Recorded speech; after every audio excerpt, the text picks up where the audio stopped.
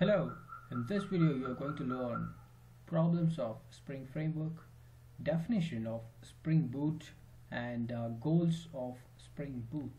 So the problems of Spring Framework are as follows. First thing is it is complex. There are a lot of stuff within Spring Framework that you need to understand for you to be an application developer, Spring application developer. Spring as a framework provides you a lot of things, and as an application developer you need to figure out what you want to pick from that. Okay. Second thing is the configurations. Spring framework needs a lot of configuration done through XML, and you'll have to import a lot of import jars. Through import statements and the jars as well. The next thing is the deployment. You will have to know how to deploy your application using Spring Framework. Okay, and you should be aware of the procedures used to build the code as well. It may be Maven or any other build. Okay. Next thing is it's a huge framework, as I told you, and it provides a lot of stuff, and as an application developer you will be figuring out which one I'll pick. Okay, for example, you are about to develop an enterprise application, and you will not be knowing from where to start. Okay, so there is something called Spring MVC, Spring Core, and it can connect to a database. Okay, it supports a MongoDB connection and all that, so you will have to figure out what you need to do, whereas in Spring Boot that is not there. Okay, and we will see that going forward. Next thing is the Spring Boot definition provided by Spring.io. I'll just read that definition, which I have it here. Spring Boot aims to make it easy to create Spring-powered production-grade applications and services with minimum fuss. So Spring Boot aims to make it easy to create Spring-powered. So Spring Boot is there on top of your Spring framework.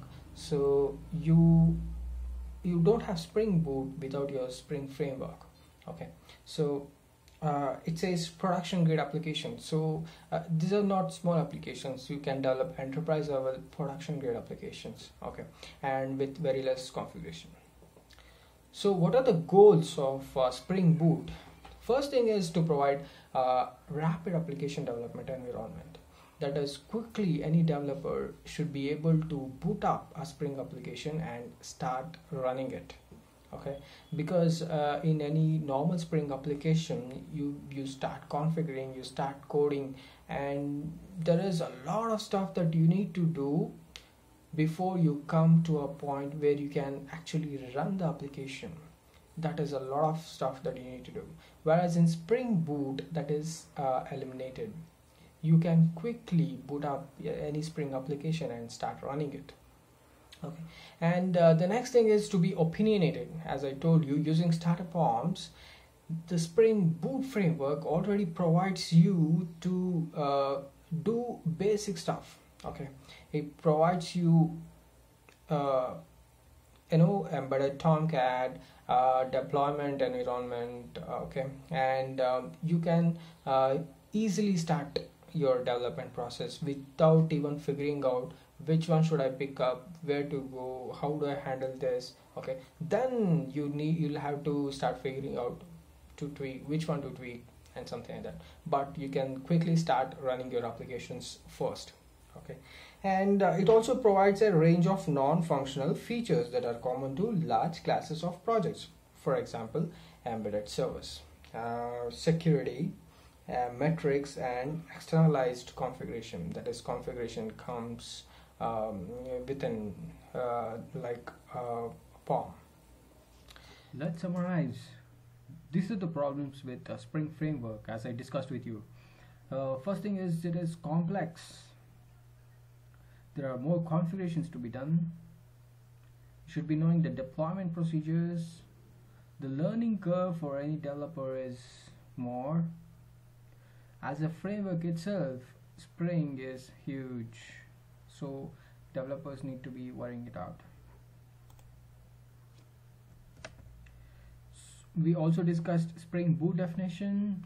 Spring Boot aims to make it easy to create Spring-powered production-grade applications and services with minimum fuss. Goals of Spring Boot: rapid application development, to be opinionated out of the box, to provide a range of non-functional features that are common to large classes of projects, like embedded servers, security, metrics, externalized configuration. Thank you very much for watching.